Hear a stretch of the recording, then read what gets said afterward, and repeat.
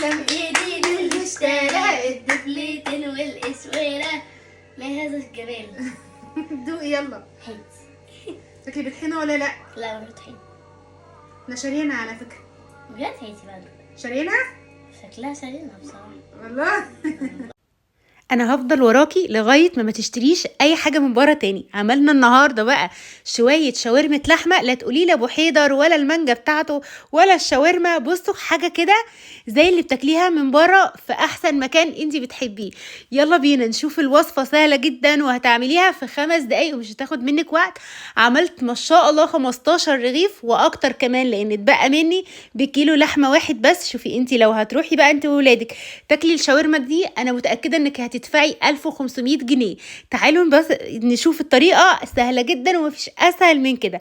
انا معايا هنا كيلو لحمه مقطعاه شرايح طويله كده، ومعايا كمان الطبق ده فيه